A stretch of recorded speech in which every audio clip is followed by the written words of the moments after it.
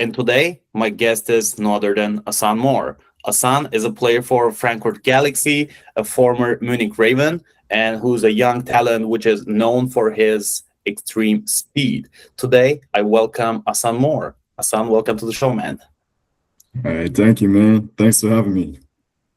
I'm excited to talk about a lot of different topics. I'm really grateful that I'm connecting with a person who is in Frankfurt right now. I really appreciate to talk with you. And today I want to discover a lot of things and I want to learn from you. But let's start with the most iconic question because I want to get to know you as a person. So my question is, who is Ahsan Moore? Yeah, man. My name is Ahsan Moore. I'm 22 years old. You know, just a guy who got humbled by life and later on just decided to do different things than everybody else. Pretty much like just not going straight to study in university after high school and just see where this football thing is going for sure.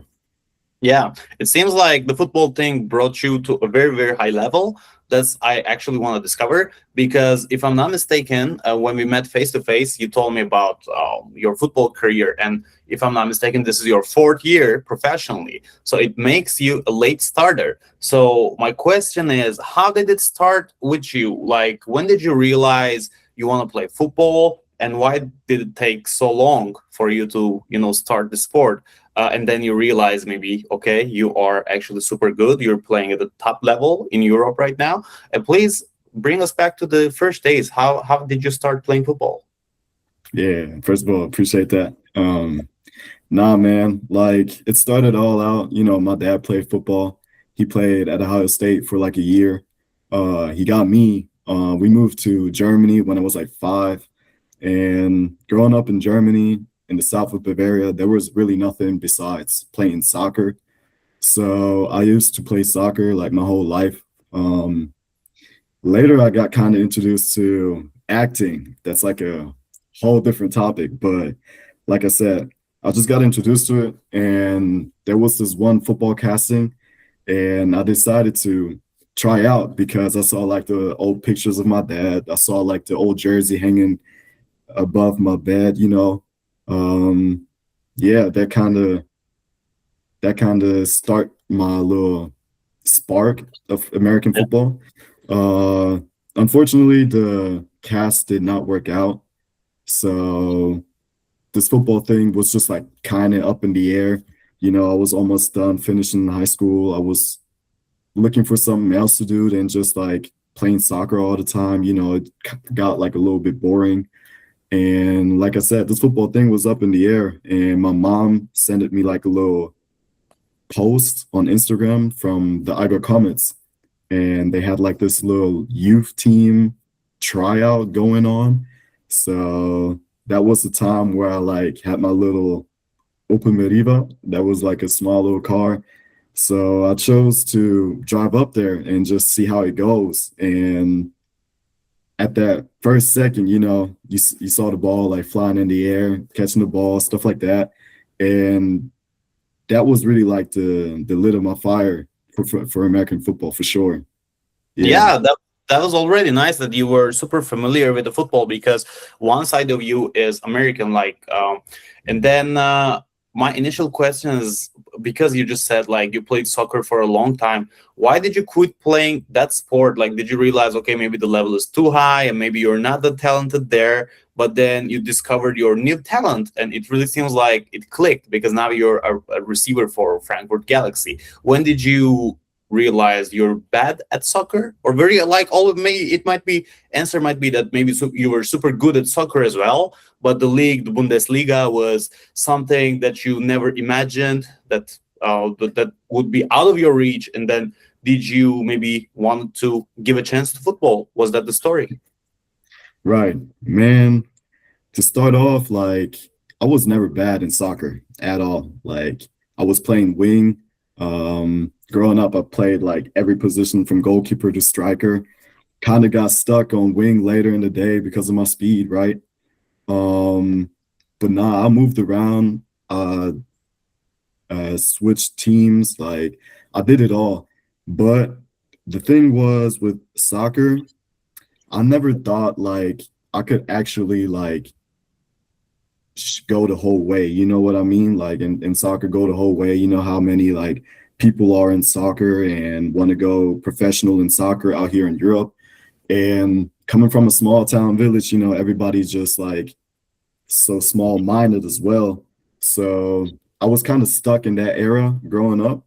But then as soon as I kind of turned 18, you know, I felt like the world is mine now. You know, I'm an adult on paper. I'm an adult on paper, you know. I can kind of like do my own thing now. I have my own car, like can just see different things, you know. So that's also where I had like my first mindset shift a little bit. And then with like football, um, yeah, as soon as I start playing football and start moving around on my own, like being away from home a lot more, it was just like, damn, this is my thing. Like, this is what I decided to do. This is what I want to do. And that's why I put all my gas money in there. That's why I paid all my pets, you know, my helmet, everything I paid out of my own pocket. So I just really wanted to make worth uh, of all the money that I'm putting in there, you know. So I think with soccer, it was pretty much just like everybody's doing it. And with American football, it was just a unique thing and it was my thing. And like I said, I just invested a lot of time and money into it. And therefore, my love kind of grew more deeply to football and my connection got way deeper with football for sure. Yeah. And one good thing about you is that probably you have many more years ahead of you, despite your Hopefully. yeah, hopefully, and then you rose up super fast. So it might as well. Okay, so the interesting thing is, you might as well just go to the tryouts and realize, okay, maybe this is not my thing. And one question I always ask wide receivers who comes from soccer background, because like in Turkey, I don't know if it's the case. I think that's a universal thing, but like basketball players, because hand-eye coordination, that naturally evolved more into the receiver position. But Right. how did you decide, or was that your own decision, or how did you get a match with the receiver position? Right. Well, with the receiver, I got kind of introduced later to receiver or to the position of playing receiver. I started off as a running back. You know, I saw like the old pictures, and my dad used to play running back back in the day. So I just pretty much lined up right next to the QB, and then as soon as he gave me the ball, I just started to run around. You know, I knew I need to go like through that wall and score a touchdown. So that's what I tried to do, and it worked out for sure. And then later, um, like moving on to wide receiver was just like another thing. Like I was good in catching the ball and I had that speed. So my who was it? I think it was my QB at that time. Shout out Diego Castro. He just told me like line up outside and I'm gonna enjoy the ball. And from there on, I was pretty much just a wide receiver. You know what I'm saying? So that's Yeah, how I it kind of really, got up to that that position. really sounds like the secret formula. Like at first, if you are good at catching the football, and then you can run a 440, I think you can win almost all of the fly routes, go routes. For And sure. that was a good start. That was a good start. I also want to discover a bit, like, what were your first challenges? Because I think the adaptation would be relatively easy for you, because a part of you is American, and you knew what was it like. Like, let me give you an example. In Turkey, many of the people start playing football as soon as they get into university when they were 18. And I would say the first 2 years is spent just on getting your body ready for the position in the field, and to learn the rules, actually, like For learning the sure. rules. Because I think that was the case. American football is more popular in Germany every single day, but it was not the case back in, couple years ago, 10 years ago. That was less popular. So still a big chunk of the way is to learn the rules, okay? I think your unfair advantage was that you already know what it's about. Like, we're trying to advance the ball to the end zone to score a touchdown. At least you knew what the sport was about. Then it was only the matter of adjusting your skills and learning the football culture within the field. So in your first days, like probably you didn't start like, or that will be the question, like, do you remember your first game, and what was your first challenges in your first season? That is a funny question, man. First of all, what I used to say is just like learning by doing, man. Like just get out there, jump in the cold water, see what you got. You know, like if you have to get lit up sometime, you're gonna get lit up. But that's a way to learn. You know what I'm saying? And for me, I had like a lot of great people around me who kind of poured into me, like a lot of Americans and of course German guys who used to play already. So they taught me a lot of things. And then yeah, like I said, just great coaching. And of course myself, you know, like I said, it was just a thing that I wanted to do. So I was also willing to learn, you know what I'm saying? So I would say, like I said, learn by doing, learning by doing, right? And for the second part, it's just like, you know, I wouldn't say I have that much advantage just because I'm an American or I was born in America.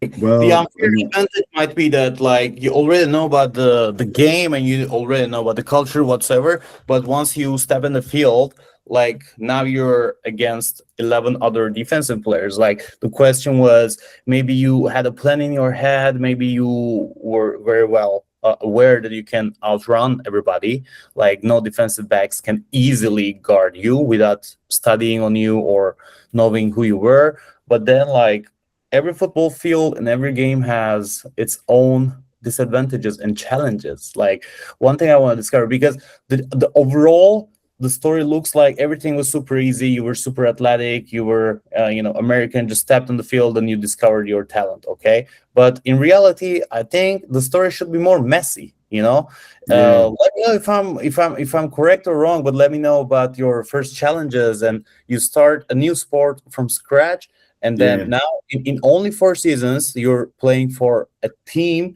which were a champion back in yeah, 2020. yeah. I hear that.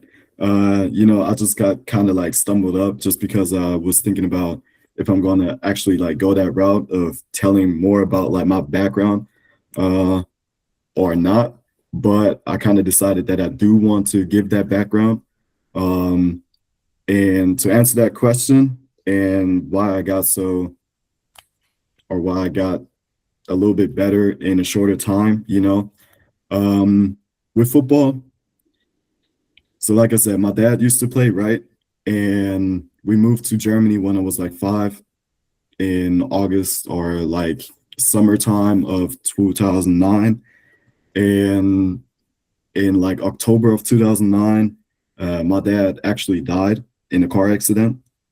And no, it's all good. I can't easily talk about it. It's all good. But yeah, so he died, and that's why football kind of died with him.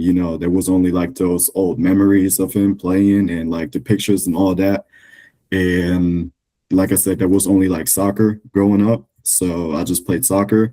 But then with me turning 18, having an old car, being able to drive to practices myself, don't depending on my mom. It was just like, damn, here's this thing that my dad used to do. I see those old pictures and I can actually like be close to him. You know what I'm saying? Like all this playing football was an opportunity for me to get closer to him, like spiritual in a way. Yeah. So that was like my biggest why I want to get better, why I want to play football. Yeah. And then with you talking about the dirty stuff, my first year was actually, like you said, pretty dirty. Yeah, the 2022 season, I started off in the youth team of Allgäu Comets U19. And, because of my foot or soccer background, I was just a kicker. I started off as a kicker, actually. So I was just kicking all the kickoffs. I think we was playing against Munich Rangers. I think that was the team that I played first. And like I said, I was just kicking the ball off, getting in on kickoff, running down. I also played a little bit of DB because I remember me getting lit up of a running back running down outside run. And man, I got lit up. I remember that. That was crazy. I just got lit up. That was insane. So the rest of the game, I was pretty much like just out. And, with my health problems, I was not playing for a couple more games. And then later in the season of the youth team, we played, I think, against Nuremberg Rams. And that was like the first time where I got the ball out of the running back position, where I got my first handoff. Yeah, because our head coach, he was not there. And there was this other coach, Coach Danny. He said, that kid is fast. He can like juke a little bit. Why don't we just put him on running back and give him the ball and let's see what he got? You know what I'm saying? So, like I said, I got that handoff,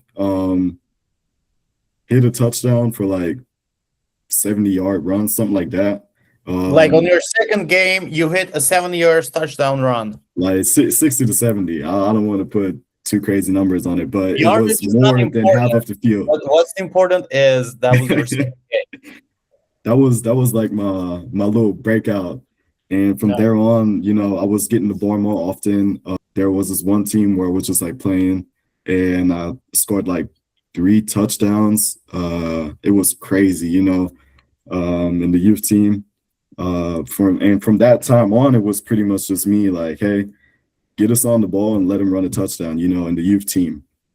Yeah, that was insane. I think for the under 19, you were more of a big weapon, weapon X, which can be given the ball and run and do his magic. But I think the more the level rises, when you get with the seniors, I think there are more tactics and strategies about how would we wrap up the running back, how to stop the run, and game design and everything. Like, when was your first time you really feel like, okay, man, I'm really getting a hard time in the field right now? Yeah. I know exactly what you're talking about. So as soon as I got to the men's team, also in the year of 2022, there was this first practice, right? So I'm coming up. It was right before practice. Everybody was just like kind of stretching out and stuff like that, like talking and stuff. And there was this one guy. He was called Mario Wakocha. He was like an American import, and he was all the way on the other side of the field. And I was like the only black kid coming up. He was also black, and I was the only black kid coming up to the men's team. And I was just like kind of standing there too, because I was like new to the team and I didn't know what to do, or like, should I stretch now too, or what is we doing? But yeah, he just screamed all the way over from the other side of the field. He was just yelling like, hey, you get over here. So I was like, who, me? Like, you talking to me? And he was like shouting. I was like almost pissing in my pants. For sure. But yeah, as soon as I got over there, he was like, look, listen, you're a black kid. He did not say black kid, but you're a black kid. You got to be different, and you got to put you always got to put twice as much work in as the other guys have to do, right? And from that moment on, I was like, oh yeah, this is like the spark that I was searching for in football, or like the discipline I was searching for in football, what everybody be talking about, like everybody's hard and stuff like that. So that was what I was searching for. So he actually, that first day or that first minute, he was working out on a band. So he was like, hey, get in that band and now just do like work with the band, right? So I was doing all that. And that was really the moment where I realized, okay, this is a whole nother level. You know what I'm saying? Like, this is different.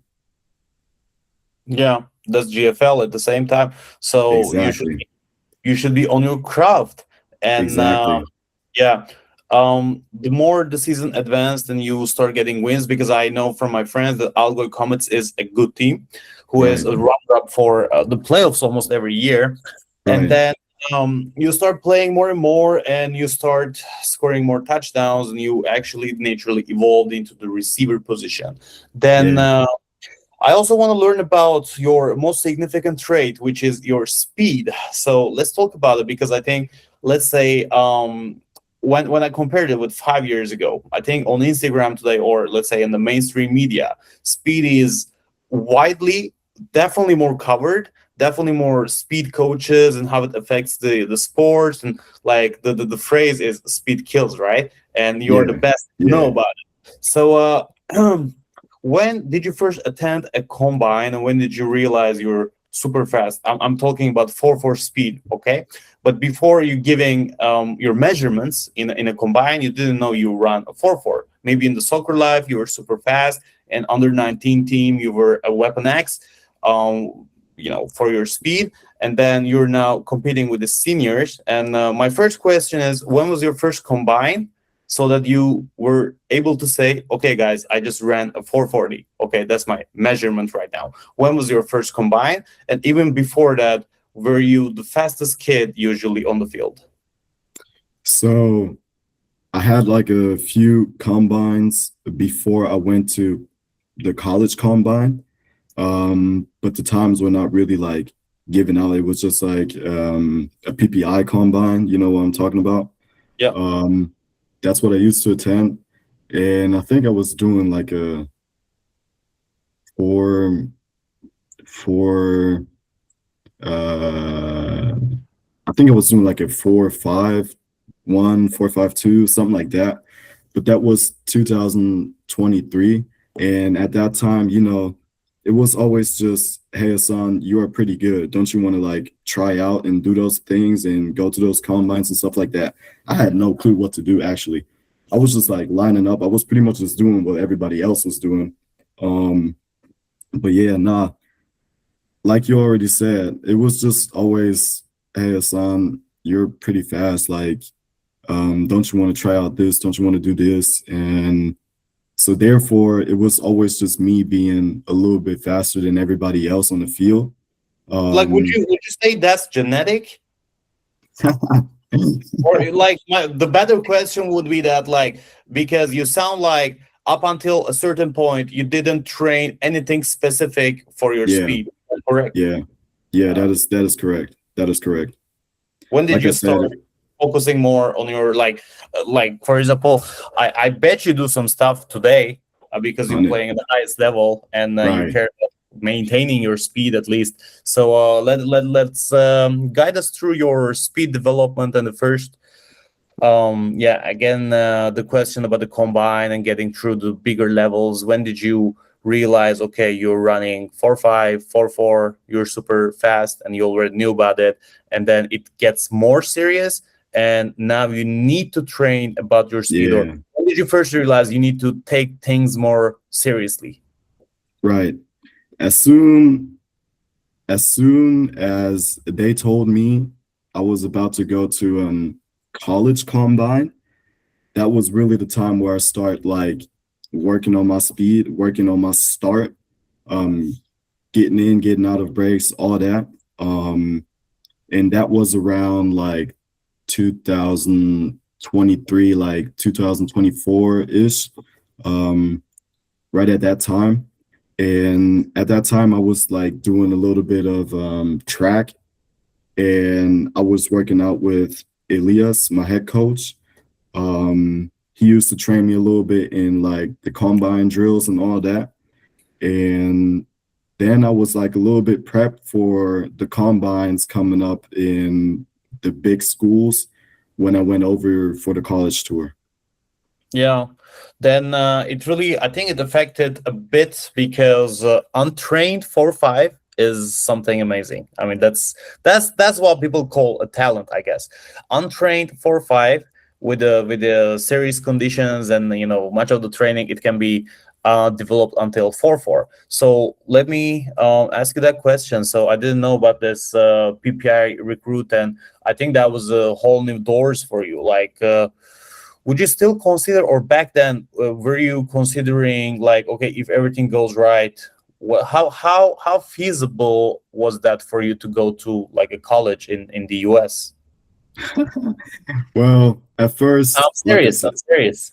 I hear that. I hear that. I'm gonna guide you through. So at first, you know, I was just playing football to kind of be close to my dad, you know, do the things that he was to do and like live out that lifestyle a little bit.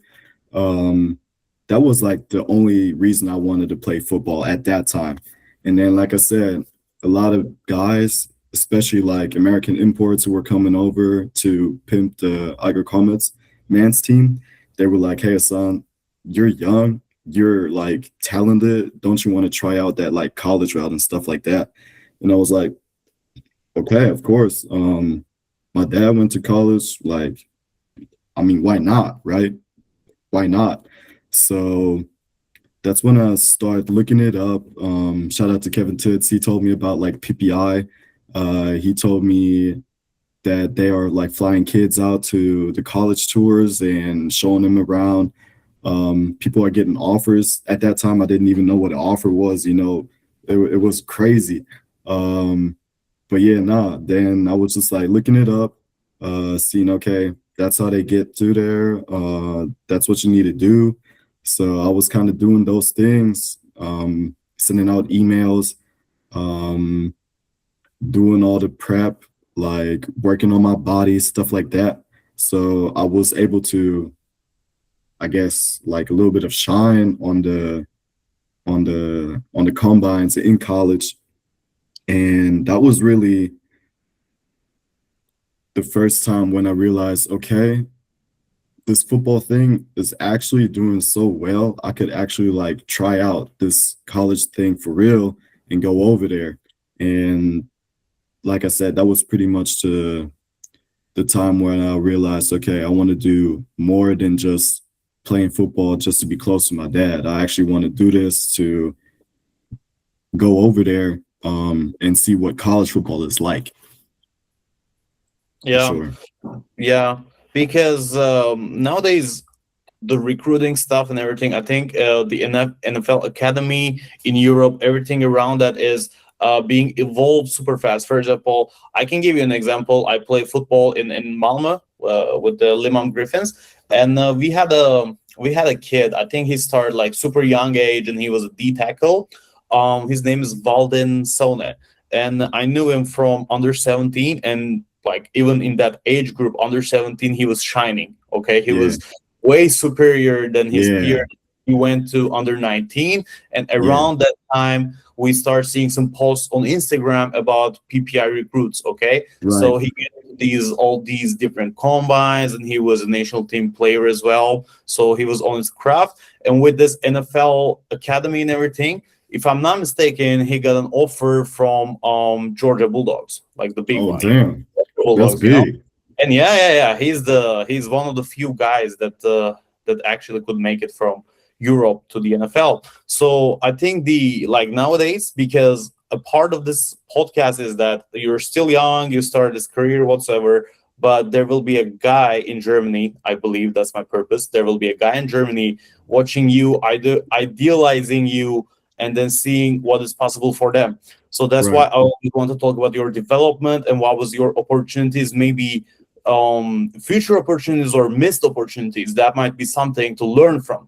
So thank you so much about guiding us through like what an athlete's life would be in Germany, like starting with under 19 team, and still you're in a very good level. If I'm not mistaken, you are earning a bit of money. I mean, Yes, it's not sir. millions of dollars. It's not millions of dollars, but Right. it's a super fast growing sport. So let's focus on the top level in Europe right now. So Allgäu Comets, you were still shining because of your talent and everything, and with right guidance and the help of the coaches, you actually made a name for yourself. Okay, so you were the receiver one season, maybe 2 seasons. I'm not sure about that.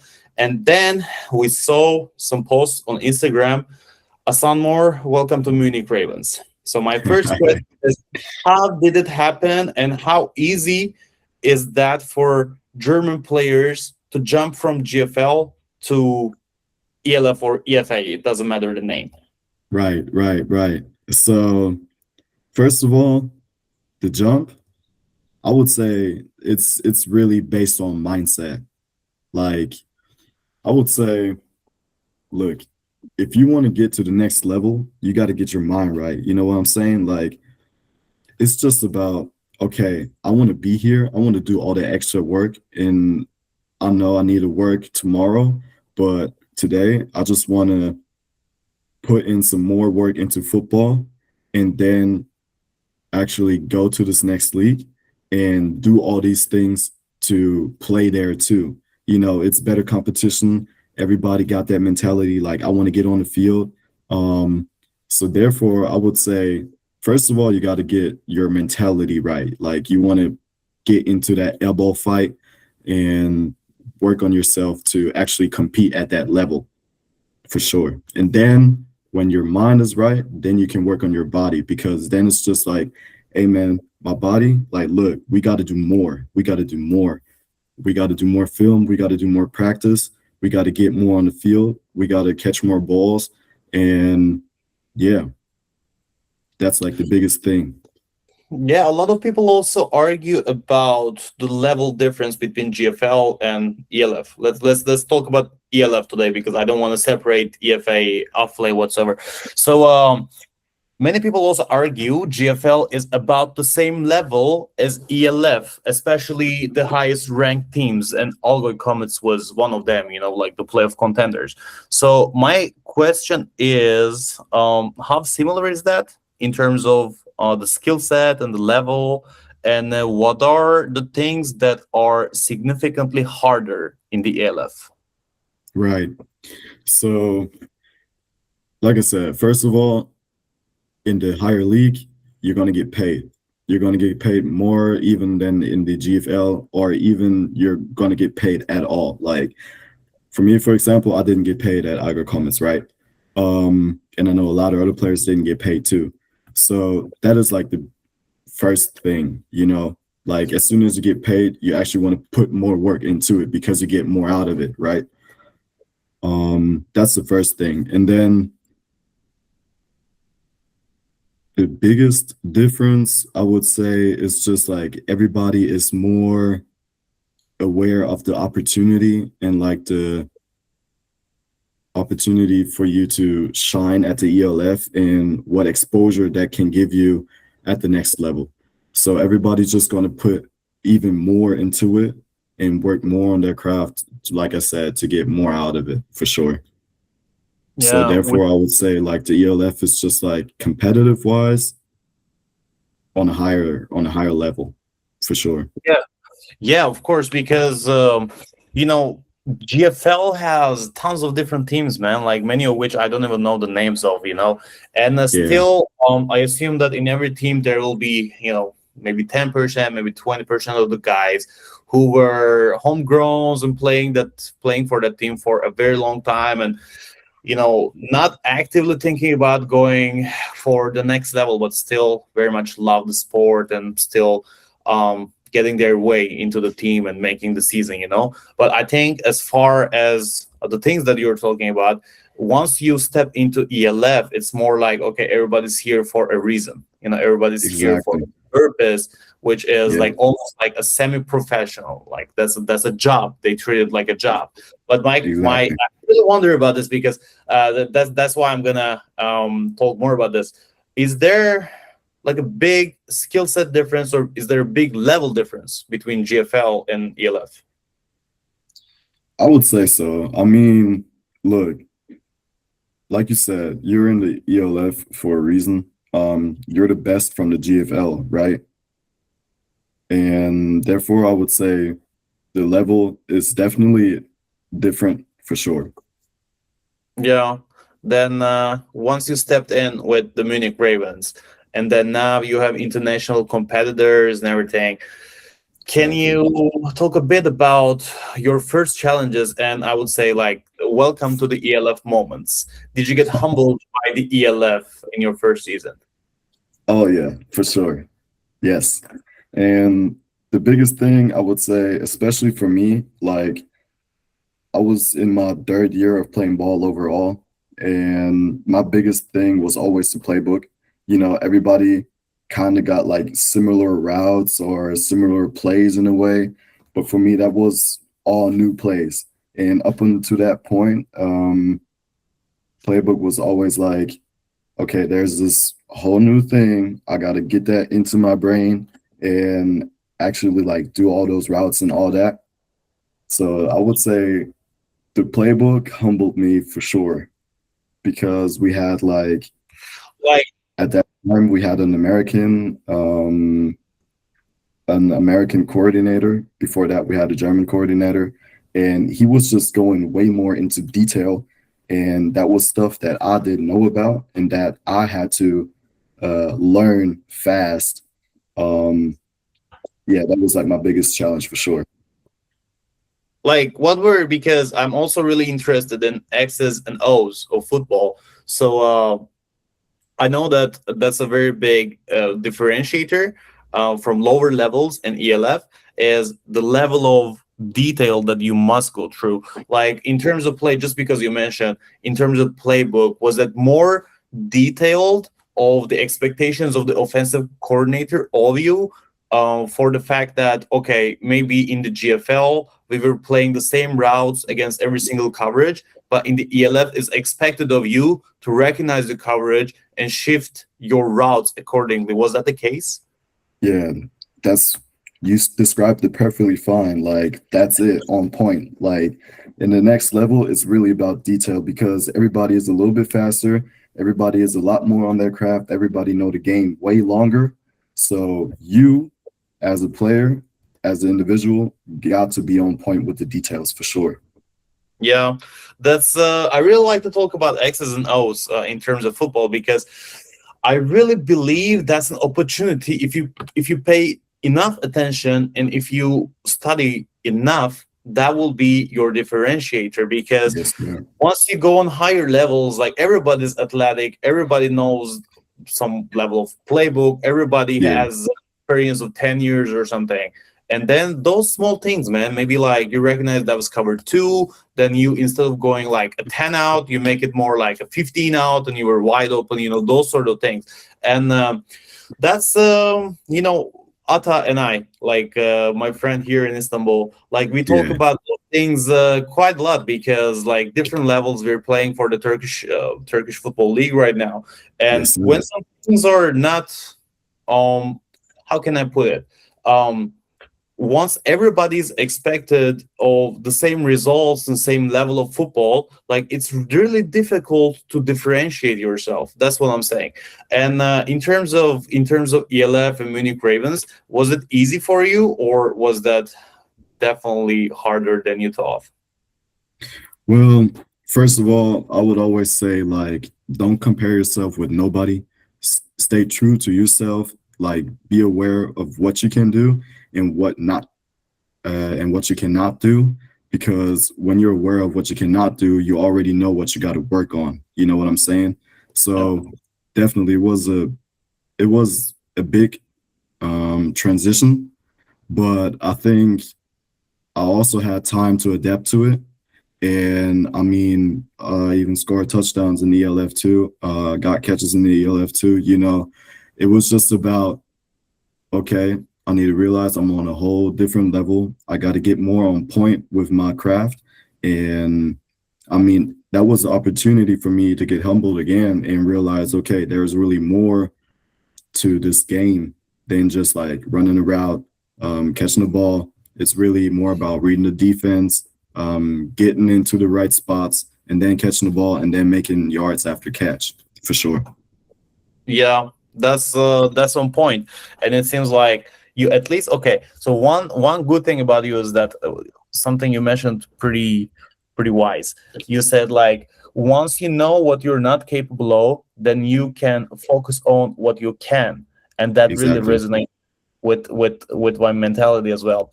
So that sparked a new question for me. So I want to ask you, what are the things that you're trying to improve nowadays? Nowadays, I Yeah. mean, nowadays, now I know that I am able to run fast, but right now I am also focusing on getting in, getting out of breaks because as soon as I can learn how to control my speed, I think my level will increase even more. And it's really about reading the defense and getting in, getting out of spots, seeing zones, um, yeah, catching the ball and getting the yards after catch, really.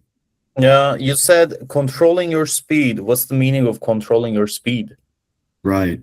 So you have to learn that not every route is supposed to run or is supposed to be run at 100 miles an hour. The only routes you really run at 100 miles an hour is like skinny post maybe and like a go ball, where it's off to the races.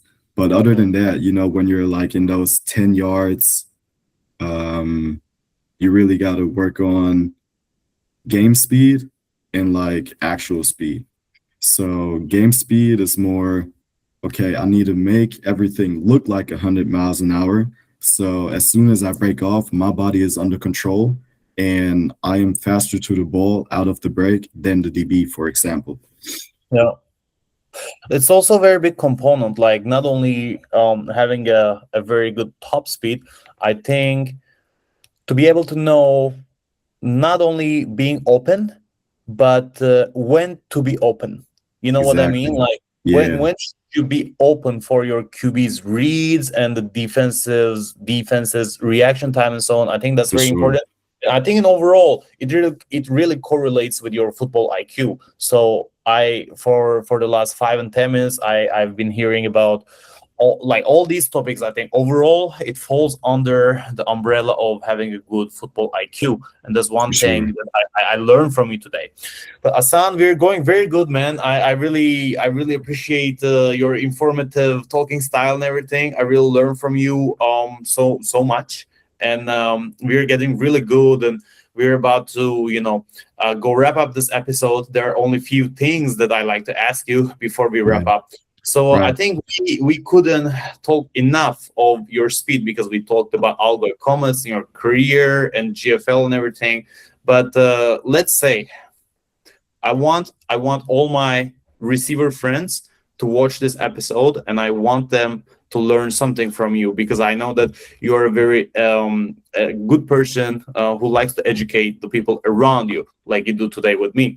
So, what would you recommend an average receiver who is not on top of their game, not in terms of like, let's say a super average receiver maybe knows the ball. Okay, when the go ball comes, he just sprints to the ball, slant 3 steps and getting in. Let's imagine a complete average guy, not a freak athlete, nothing. So in order for them to go one step beyond their level, what would you recommend them?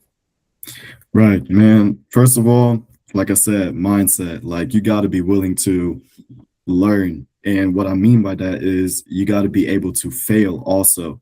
And you can't get frustrated about that, like not being elite from today to tomorrow.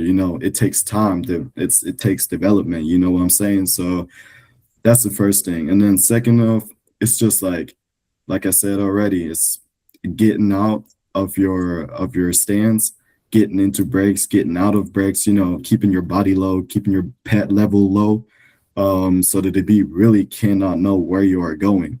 Because as soon as you rise that pad level, he already knows, okay, it's going to be a break for sure. So that's also a good thing that I would focus on. And then as a receiver, I mean, like you said, you do need speed. So I would love to recommend track, um, just because you learn how to run. And when you overemphasize that in game day or on game day, it's just going to flow. You know what I'm saying? And then lastly, just pick out some guy in the NFL and just like study him. You know what I'm saying? Study him, study his play style. If you don't like him, take the next one, study his play style. Um, just watch a lot of tape, see what the guys are doing, see how they're doing it, and then, like I said, get on the field, put your cleats on, and then just try it out, man. That's a very good message. That's super good to hear. You also put some emphasis on learning from the best people. I have two more questions. Because you mentioned like being brave enough to fail. I think that really plays a big role on any person who got successful in any field in life. And that's one question that I really like to ask in this podcast. Many people get to know us by our successes, the accomplishments and everything. People know you're a player of Frankfurt Galaxy. But I think as a player, what makes us is our mistakes that we internalize quite a bit. Then some of the moments in our career, maybe we're in a game and we fail up big time, and then we say, okay, man, that will never happen again. And then we work our ass off, and it gets us to another level. So on your own career, do you have any favorite mistakes? Yes, sir. I mean, to take the simplest one, it's just like not knowing what play we're running on the given down in the game. I mean, if you're not knowing what route you need to run in that moment, it's just a guy missing on the field. So be on top of what you need to do in the game is definitely like a big thing. I would say is important for you, or don't fail in that for sure. Yeah, like where was that any case that maybe like you were in a game, you weren't paying any close attention? Because the question was more of like every person has their own mistakes, it doesn't need to be shown outside. Maybe something you experience only yourself, maybe for other people it was not a big time failure, but that's something that you internalize and you told yourself, okay, Ahsan, you did this and that will never happen again. So was that the case in your career? Maybe you forgot about some plays and you failed big time. Otherwise, you would have, be on top in the game. Was that sort of a scenario? Yeah, that was exactly the scenario. Exactly. That was it. Yeah. That was Yeah. it. Just So not what? knowing what play we're running is just like I said, it's just a guy missing on the field, and you don't want to be that guy. And as soon as you go through that experience, it's just like, okay, I need to put 10 minutes more into that playbook and actually like get those plays into my brain. Yeah, definitely. It's really nice to hear from you this, because this actually on the bottom of the pyramid. What I believe, like those sort of things, like attitude, like knowing the playbook enough to be able to play, every single Yeah, play, and yeah, then it might be even jogging from going to water and coming back. Those sort of small things, which is on the bottom of the pyramid. It actually are the fundamentals. That's why it's called exactly. fundamentals. Get to know playbook Exactly. so that you can put something on top of that and you can rise on Exactly. top of your craft. That's very nice to hear this from you. And that was a good recommendation for the young kids. Asan, thank you so much in general for this episode. I No, learned man. so Thank you for having me. Thank you for having me for really sure. learned so much from you. And one thing I really appreciate you is that every person has a different perspective on the game, and your perspective was because it's shown outside. It is seen as like you're that kind of rising star, running fast, catching balls, making touchdowns. But how much you internalize this game is really an inspiration to me, and to be able to see your style of play and how you internalize everything and you connect your skills to a story and having a why. And I also was in the same practice with you while we were visiting Turkey. You were talking a lot about being a good person, being equal with your teammates, and you really put a great emphasis on that side of the football. I mean, after this conversation, I really feel like football is not only going in the field and running routes, but more like having some sort of a connection with the sport, with the people, and having like being a certain person so that you can become successful. I learned all this from you, and I really, really appreciate this conversation. Before I wrap up, I always ask one last question, which is a complete rhetoric one. So the question goes like this: Imagine there will be a billboard in every single football field in the world, okay? Everywhere in the States, in Germany, wherever, okay? So there will be gigantic billboard in the every stadium where football is played. So every single audience, football coach, physiotherapist, anyone would see that billboard and be able to read it. And then you would have a chance to write something on that billboard, like a message to everyone, okay? Complete Yeah. recording, everybody could see that. On that billboard, what would you like to write? Hey man, we had our OC from college, and he used to say, "Look, you always want to be that humble badass. You know why? Because as long as you're humble enough to like know that you can always learn more and learn more things and get more into detail and stuff, you can always increase that stock and get better. But as soon as you think like you're the best, like you're full, like your glass is full. So that's why I would say be a humble badass for sure. That's really good. I never that's a very unique answer. I really like, I really appreciate the message from that coach as well. So I will try to implement more, be a humble badass. And that's Yes, sir. such the spirit of the game of football, I guess. So Ahsan, thank you so much for all the lessons and everything about your story and everything. I really appreciate that we were able to connect from different sides of the world, which is true a Yeah, for sport, sure. that is the same for everyone. So I really believe in the power of football's, connecting power. That was a case for today. So I really learned a lot from you, and slowly we're getting towards the end of the episode. So we talk many different things today. Actually, the start of your career, then your teams. We talked about GFL, ELF, running routes, having a play IQ, having a certain attitude, and becoming a certain person to rise up, and new mentalities and everything. I really appreciate these things a lot. And before we wrap up, is there anything you maybe you wanted to talk about today, but the topic was never on that end, so you couldn't find a chance to talk about it? Is there anything you want to talk about or you want to add before we wrap up? Hey man, I think I just want to say like I know it might seem so easy and everything, like going from zero to the highest league in Europe, but there's really more to that, and I really want to put emphasis on hard work, mindset, and really just get out there, be a humble, and just be a badass. Go out there, kick ass, and catch the ball and make some scores, make some Yeah, touchdowns for sure. real good messages, and then those are the underlying fundamentals. I guess everybody should have those mindsets, and that's a really good combination: hard work, and what was it? Hard work, mentality, and something else. I want to put it down because I will implement that in my life. Hard Right, work. man. Like I said, it was just like hard work, mentality, just be humble and Yes, sir. realize like there's always more. Like you can always learn more things, and you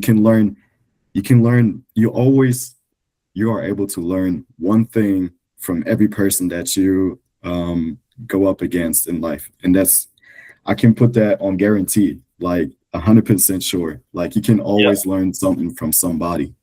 And then at the end, like I said, just be a badass, man. Like just take everything you got and leave it out on that field. Go against the biggest guys and just shine, man. You worked so hard for that opportunity. Just go out there and shine. yeah, yeah. Take the opportunity which you've been working for so long, and I really believe, like, as long as you have these three things: hard work, mentality, and being humble, I think opportunities will come at you. Because I really deep inside I believe, like, the more you work, the luckier you get. That was actually Yes, a sir.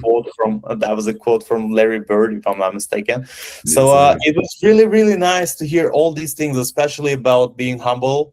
It's super nice because you're playing at the highest level, and you're telling me every single person you meet, you can learn something from them, and it For really sure.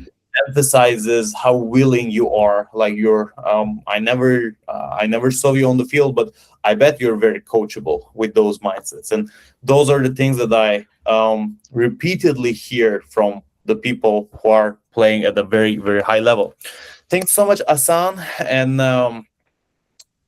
all the people who watched until here. I really appreciate your support. If you watched Yes, until sir. here, please like the video and subscribe to the channel so that I can produce more valuable videos like this. So today I was with the shining wide receiver, Mr. Speed, Ahsan Moore from Frankfurt Galaxy. Man, I really wish you would have a very, very nice season in Frankfurt. I'll I be appreciate that so much. what would be what's your number, like jersey number? 1-4. 1-4. The For real, fabulous 14. Yes, sir. bro. 14. That's amazing. My jersey number is 14 as well. You see? You see? That's Crazy. the best number, right? That's the Like, best number. yeah, that's super nice. Now I like you even more, man. Now I like you even more. All Yeah. love, man. All love. Yeah. All love, brother. Jokes aside, that was a super nice episode today. Thank you Again, for like having and me, man. subscribe to the video. And today I was with Ahsan Moore. I learned a lot from him. And Ahsan, thank you once again for joining in today. Hope I will see you later in the year, or maybe next year in later episodes. I will be keeping an eye on you, number 14 Yes, sir. in the Frankfurt sir. Galaxy. And today we come to the end of another episode. If you watch until here, I really appreciate. Thank you, Ahsan. Thank you, all the audience. And I see you on the next video. Take care.